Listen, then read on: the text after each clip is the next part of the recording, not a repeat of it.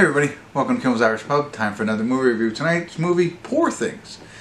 This came out, or I was notified of this a while ago, before it came out in theaters, obviously, when they first started doing the trailers. And you know, it's got Emma Stone, Mark Ruffalo, Willem, Dafoe, Ramy, Youssef. They're all in it, right? And I was like, okay, looks kind of cool. I was hearing it's on Hulu now. Okay, it's on Amazon Prime as well. So streaming, a lot of people probably have seen it. 8.1 on IMDb, 171,979 people. So everybody but me has seen this movie. And the reason being is, to be honest with you, when I first heard of it and saw it, it looked almost silly to me, like a child's movie. No offense. I mean, I don't watch trailers. So like you see it coming on and it's like, it looks, I don't know. And maybe the scene, the cover art, I don't know, the incredible tale about the fantastical evolution of Bella Baxter, a young woman brought back to life by the brilliant and unorthodox scientist Dr. Goodwin Baxter. Right, so I saw that, I thought this was like, I don't know, like a Disney type movie for some reason. Disney's probably not the right term, but you know what I mean. For kids, kids are gonna think this is, and it's rated R. I had no idea. And then she won the Oscar. Spoiler alert, if you haven't known who won the Oscars for Best Actress. So I was like, okay, it is 2 hours and 24 minutes, but it is a Friday, so I'm going for it. Stick around, I'll let you know what I think. There might be a check-in, because it's almost 2.5 hours long, so stick around, I'll be back.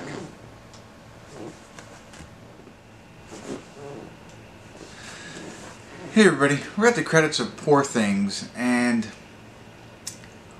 whew, the jury is out on this one for me. I don't know. Here's what I can't tell you.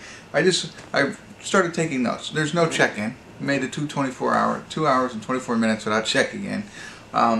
Did find myself on my phone and later in the film. Beginning, I was hooked.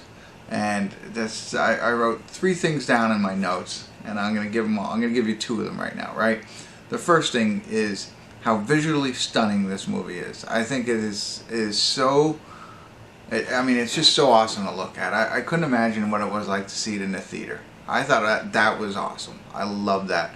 And I was going to look to see if they won the Oscar for whatever that is, but they should have if they didn't. And even like the beginning part of the movie, or the first quarter of the movie, what a first act, we'll say, is in black and white, and then it goes to color.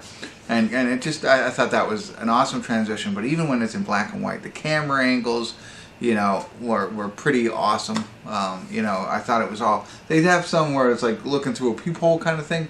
That was okay. But I mean, even angles when they're walking, it's like a downward angle shining up. It's just unusual, but very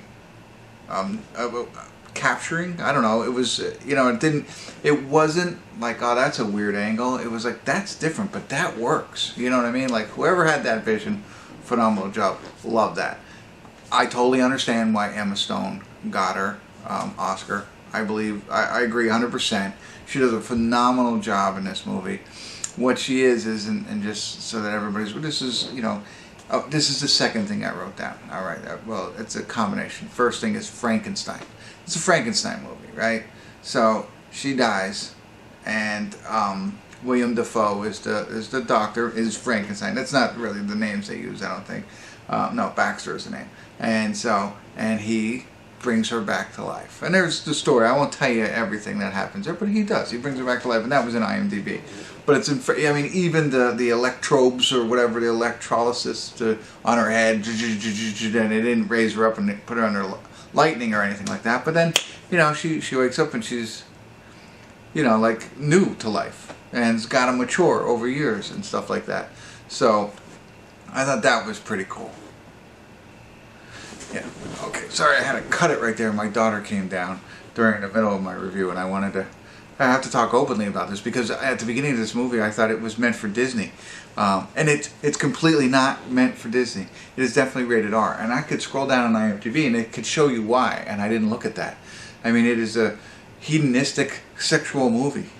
So the second thing that I wrote down wasn't Frankenstein, it was Sexenstein. Right? So she matures and really wants to explore sexuality throughout the entire film. And there's a whole piece to that, which I felt was a little over the top, you know? I got it. I like the point. They didn't have to show as much as they did, in my opinion. And maybe in other people they did. I mean, you know, the fact, everything, if they wanted to continue to tell that story, where she goes with all of this and what she becomes, that's fine. I think you can do it in a shorter way. I think you could have made the movie a lot smaller, you know, not as long, and cut out some of those pieces that make you feel uncomfortable. Like for me, like again, my kids might be coming down, and I don't want to pause it at the wrong time.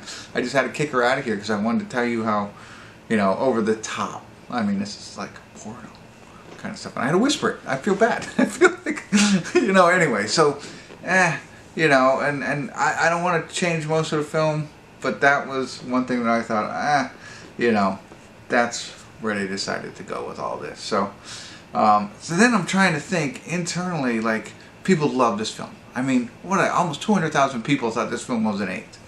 And I'm not there for that. I mean, all the things that I said were great.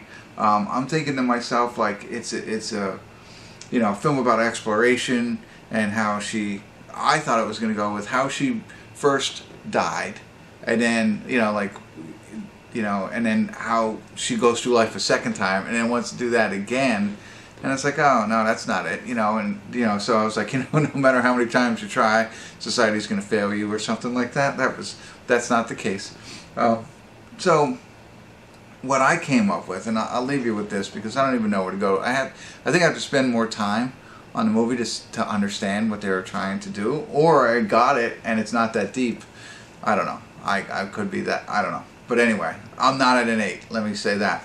But the last thing I wrote down, which I thought was pretty entertaining, and hopefully you do too.